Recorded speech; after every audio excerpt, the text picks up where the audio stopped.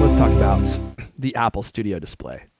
So another video out this week from MKBHD, and this one about the Apple Studio Display. And the title of the video is, quote, "The Apple Studio Display is a bad deal."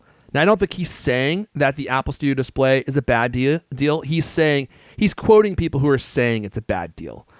And I think I've been one of those people who have said that it's a bad deal. That's not to say that it's a bad display. It's just to say that it's a bad deal. Like, for what you get for the price that you're spending, it's overpriced. And I think that is a pretty common sentiment at this point. And I've been doing more research into this week. And I'm a little more upbeat on the Apple Studio Display. And here's why. There really is nothing else like it. It meets a very specific niche. And if you have to have all of the elements that it offers, it's really only maybe one of 3 displays that's out there that will check off all the boxes that you're looking for. And what are those boxes? Well, you want something that is, 5K, right? There's not a lot of 5Ks that are out there. There's a lot of 4K displays that are out there. But the problem that you'll find with 4K displays is most of them are not Retina. So the Studio Display is, I think, 218 pixels per square inch. So is the LG Ultrafine. There's one other monitor, I forget what it's called. It was a Dell monitor that met that standard of 218 pixels per square inch or better. And actually, the Dell was like even higher. It was like 260 or 280, although I don't remember what the resolution was, like the overall resolution. So you can find a lot of great monitors out there that are 4K that have, really fast refresh rates, built-in speakers. They connect via, Thunderbolt. I mean, there's a lot of stuff that matches the Studio Display. But when it comes to that one specific thing, do you want Retina or not? Do you want to be able to see the pixels, or do you care if you see the pixels or not? Then your 2 choices are basically, or your 3 choices are basically the LG Ultrafine, the Studio Display, or the Dell that I can't remember the name of. But besides, the Dell is like $3,900 or something, so it's a lot more expensive. Really? Yeah, it's $3,900. It might even have been more. So that's the market that Apple. It's a very niche space that Apple's competing in. And when you look at the price of the LG Studio Display, which is what Apple is probably comparing themselves to, that's $1,300. The Apple Studio Display, it's a lot more beautiful. It's more sturdy. It has better built-in speakers. I would say that it has a better built-in web camera or a webcam, but it doesn't really. I mean, there's some weird stuff going on with the webcam, which we'll talk about here in a minute. And then you get the beauty, you get the aesthetic. And the one takeaway that I came away with from MKBHD's video, and it was a great video, man. He made some great points, is when people say it's overpriced, well, is a Porsche overpriced, right? Is a Bentley overpriced? You kind of get where I'm going with this, and I'm kind of robbing his points. And it's a fair question, right? Like, you're paying for a high-performance piece of equipment. There's really nothing else like it. It's beautiful, and it's specific. It has very specific features for very specific people. So, yeah, it's not a Hyundai. It's not a Honda. It's a performance piece of equipment. And so, is it overpriced? Well, it depends on who you asked. I think it is overpriced for what you get. I think the reason that I'm disappointed, the reason that a lot of people are disappointed, is not because it's not a great monitor. It's that Apple could have done something really special with it. I mean, they could have taken the Pro XDR display and they could have basically miniaturized it, right? And released the Apple Studio Display, which would have been a smaller, like slightly inferior version of the Pro XDR display. But that's not what they did. They just took the display that was in the 5K iMac and just put it into a different enclosure and changed the price to $1,600 and are selling it to you. I mean, that's essentially what they're doing. So in that regard, it is kind of a miss, because when you frame it that way, it kind of just seems like a cash grab. I mean, and honestly, that kind of feels like what it is. Apple was like, well, business users are going to be buying the M1 the Mac Studio, and they need a monitor. And so why don't we make a monitor for them? Well, how can we do that? Well, let's just take the monitor out of the iMac, the 27-inch iMac, and sell it to them in a different format, and change the price a little bit, and people will be happy with that. They'll get the webcam, they'll get the speakers built in, they'll have a full solution, and we'll make some extra profit on that. And so it doesn't do anything particularly that great more than any other monitors, but it is Retina. It is beautiful, and the display is very good.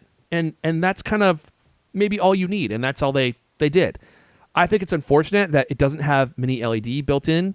I think that would have been a huge bonus for the monitor because you would have had a much better contrast ratio. I mean, it's just LED backlight. It's just a single LED backlight zone, so the contrast ratio is not going to be that great.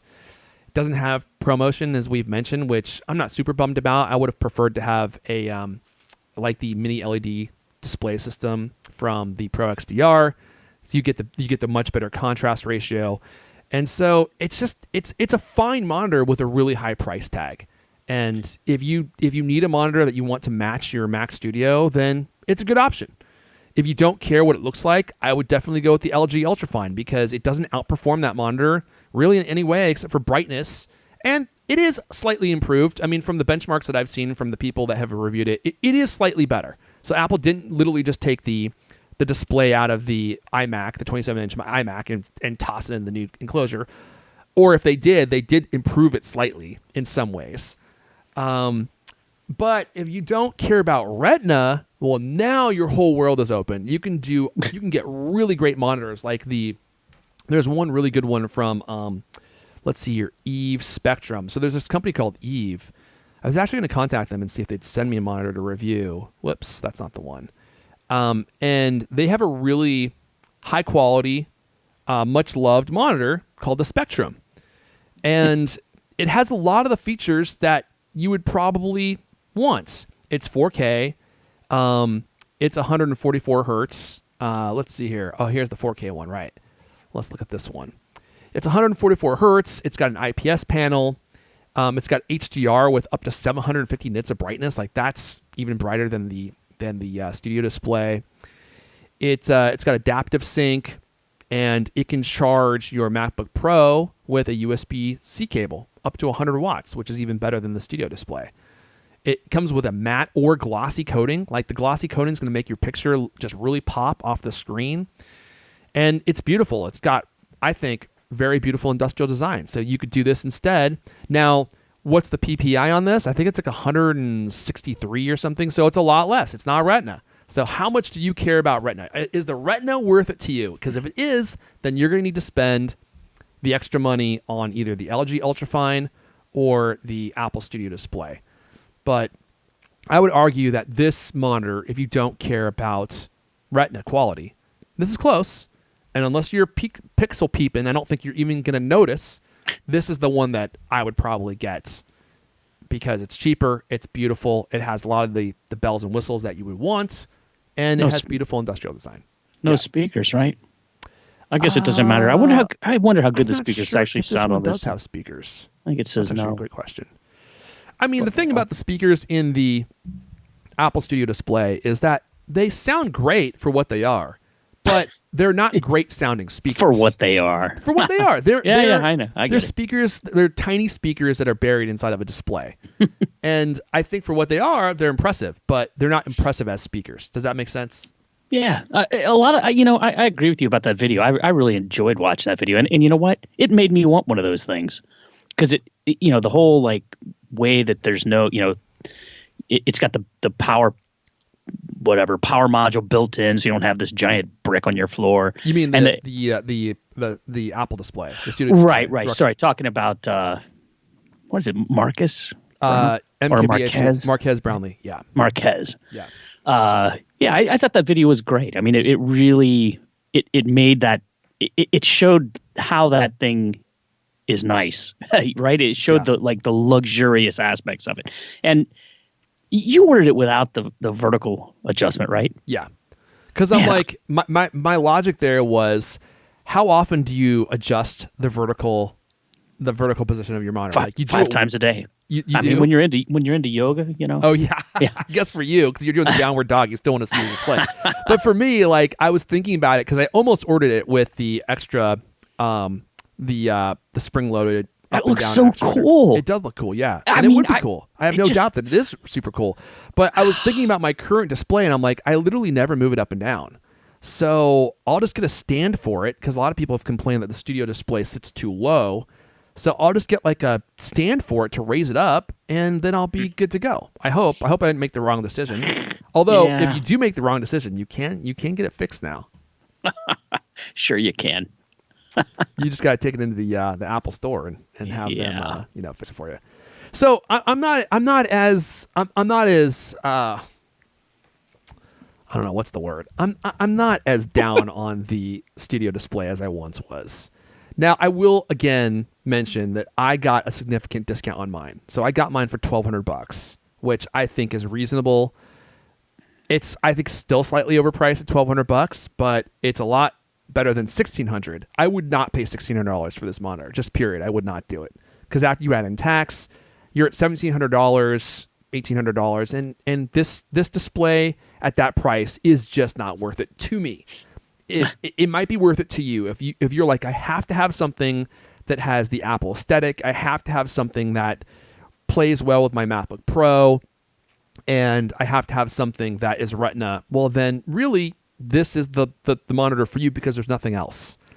And Apple knows that. That's why the price is $1,600, right? And that's what I did not know when I first started talking about this. I thought there were a lot of options. There's not. There's not even a lot of options for 5K monitors. They're rare.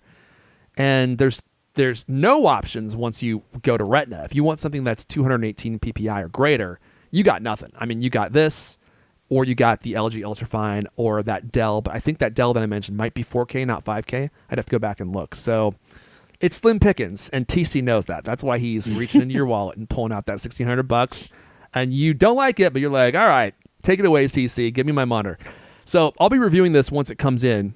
I've got one on the way. I think it will be here next week along with my Mac Studio, so that will be cool.